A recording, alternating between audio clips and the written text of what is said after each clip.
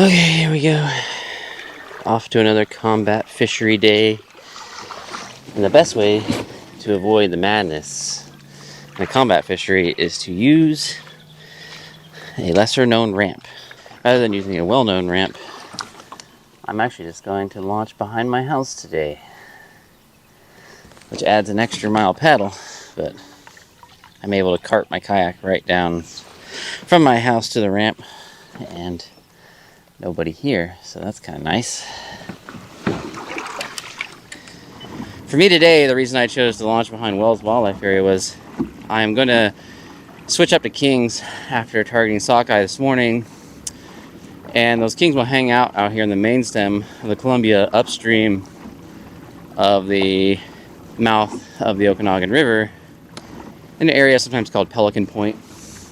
It's just a big shallow point that sticks out. Sometimes the white pelicans hang out there. And right as expected, that's why they call it Pelican Point. There's our pelican friends right on the point. Okay, so there's the main fleet. You can see that cluster of boats. There's about 100 boats there. I do not want to just roll up and drop right in and prep my gear right in the middle of that melee. Although a lot of people seem to think that's okay, and it is an absolute disaster every time. So don't be a jerk. Just pull up on the outside, like these boats are down here. They're pulling up, prepping gear, getting ready to drop in. They're just getting their line set, and they'll work their way into the main fishing area. That's what you should do too. Alright, I'm actually going to go ahead and drop my gear in because I'm marking fish. I see some fish rolling around me out here. So another thing that I'll do at Brewster is I'm not going to run really long setbacks. You don't need to. These fish are shallow.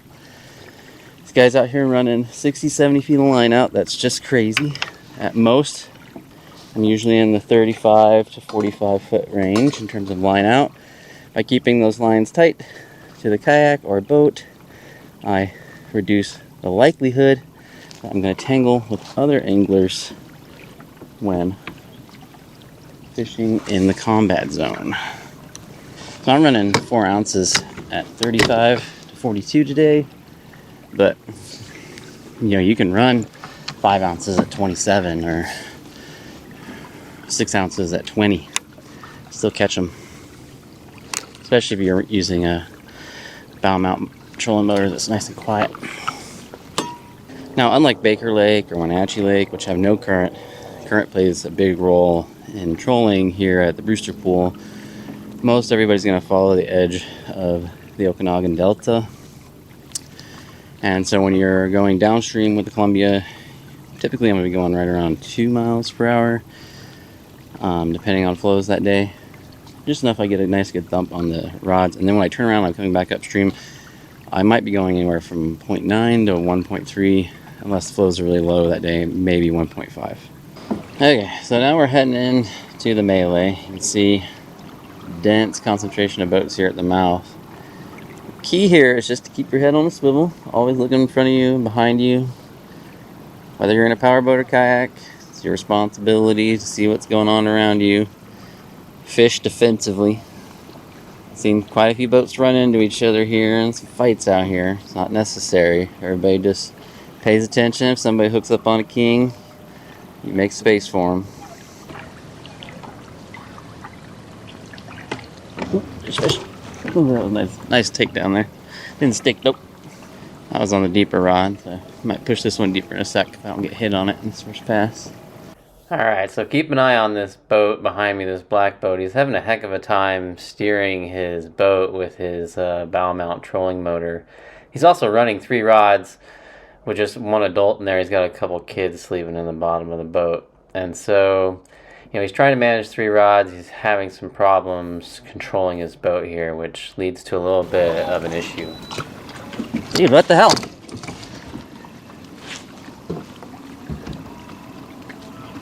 How you doing? I love intimate fishery.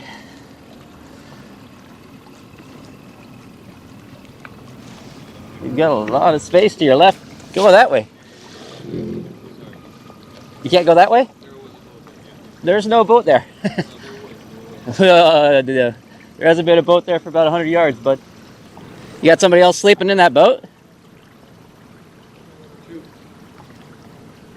I said maybe you should just run 2 rods until you can get it together.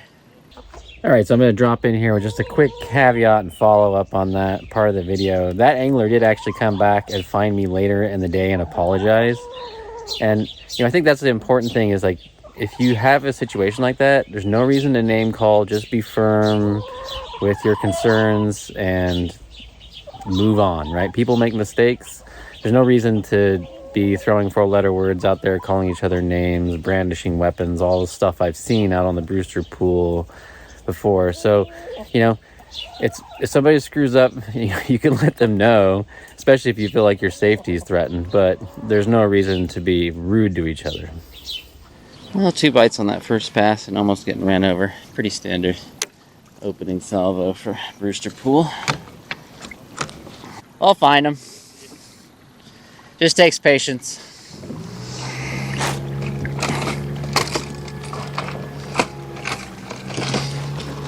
Oop, there's one.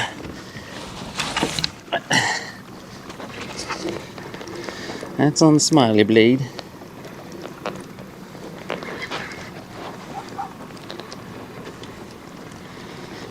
I dropped that just a bit deeper.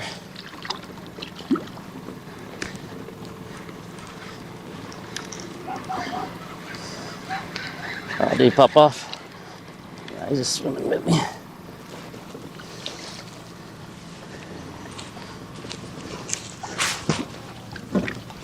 Alright. There's first one of the boat. That's on the smiley. Double D Dodger. That's my max setup, I guess. There we go. First one of the day. Generally, most everybody out here is pretty friendly. Like I said, there will be those problem boats or individuals, but for the most part, everybody's chill, especially if you are polite and conscientious about what you're doing. Oop, there's a fish. Oh, that's a good bite. Just a little snag. Just a little love kiss. Probably fed him.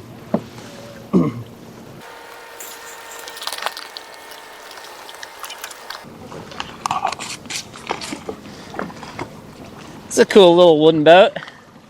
Oh, there's fish.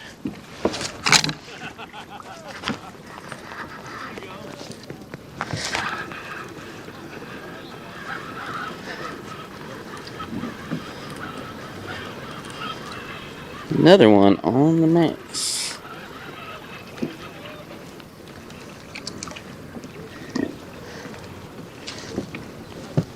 Come on.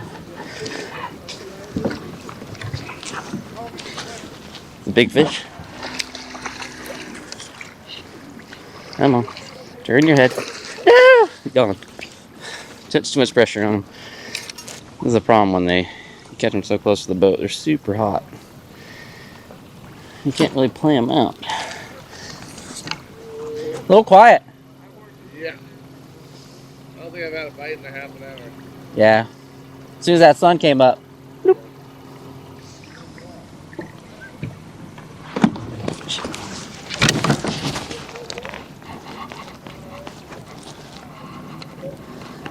I wish I could run a loose drag, but you just can't here.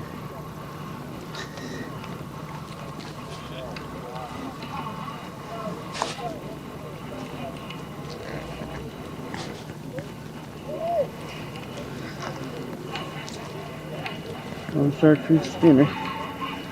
He's swimming at me, which means it's going to be hot when he gets to the boat. They are swirly. Whew. That was fun. Alright, let's bring him around. Come on. Come on. Come on. Come on.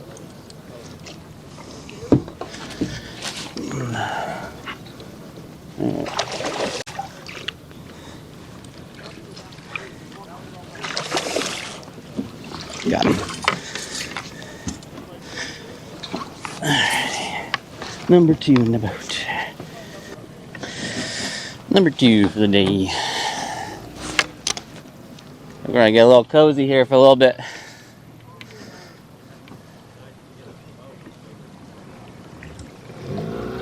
I'll just speed up and give you guys space in here. Okay.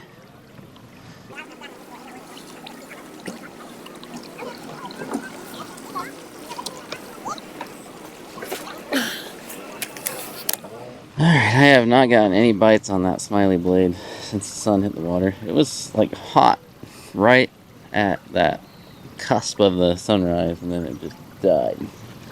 Now I can't get anything on it. So I'm gonna give it 8 more minutes. Switch her up.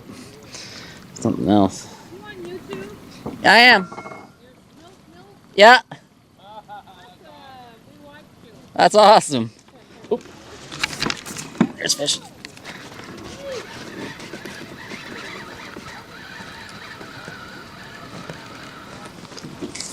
He's off.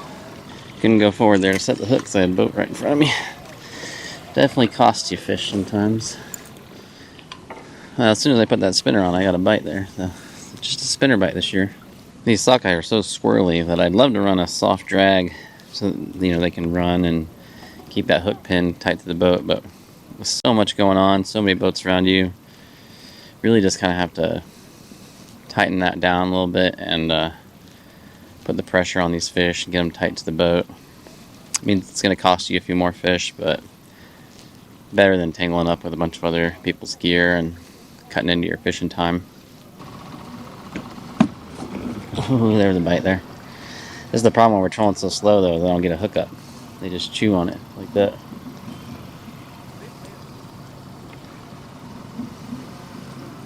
I like to be going upstream about 1.3. I'm going in 0.8 right now. It's just too many boats for me to move forward. So you get those fish that just tap, tap, tap. I'm gonna wait for the answer.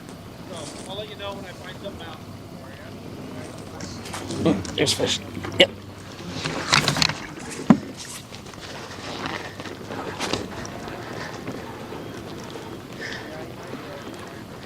Ooh, I can't move forward. Can't keep pressure on him. I just got a reel.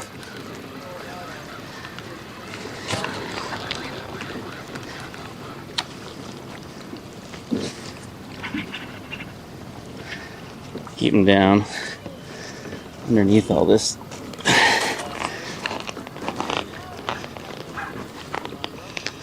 Come on.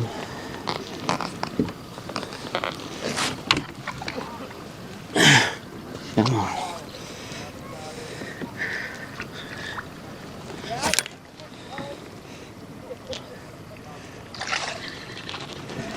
Whew, good run.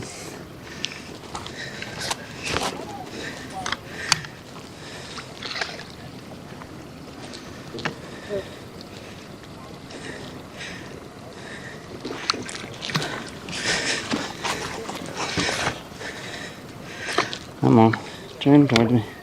God, they're squirrely. Just got one hook in them.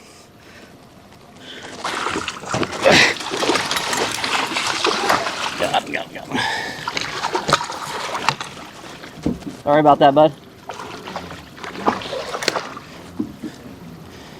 That spinnerbait is on the money today. He's off the hook too. As soon as he went in, he is off. Even when you go to fish, you can't take your eye off what's going on. Man, they are nice fish this year. Look at those things. Looking good. I'm telling you, these looney coonies, man, they're amazing. People always ask what scent I use. I don't use any scent. Just use this looney cooney straight out of the jar. Works solid.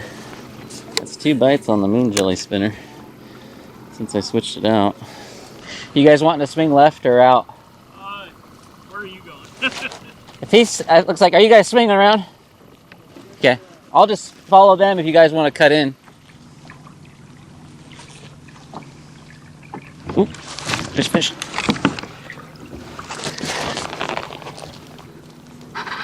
Yeah, that's fighting like a king. Yeah, that's king. No. Oh, he's still there. Just running towards me. No, it's just a huge sockeye. This is a big sockeye. It's gonna be one of the biggest sockeye I've ever caught. If I can get it in the net. Well, I got one hook in him.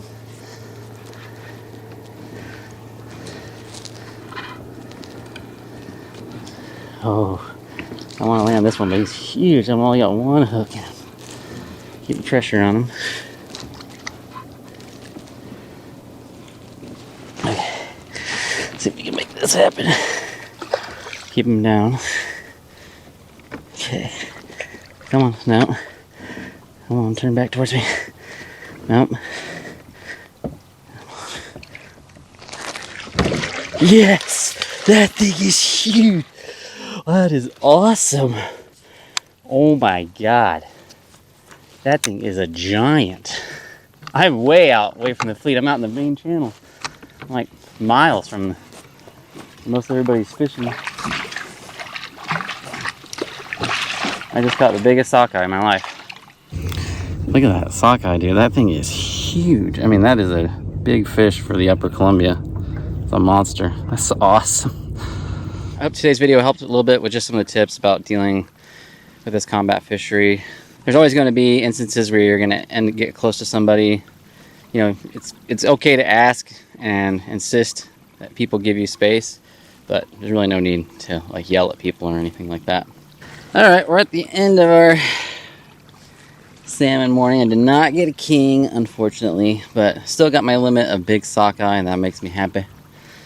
So I'll keep trying. I think there's a lot more fish to come. They're still coming up the Columbia River, and we'll end up here in the Brewster pool. Of course, once they get here, they're stuck here till the fall rains. So still got plenty of time to come back and chase them. I'll see you guys next time. I'll put links to all the lures that worked for me today, as well as the Dodgers.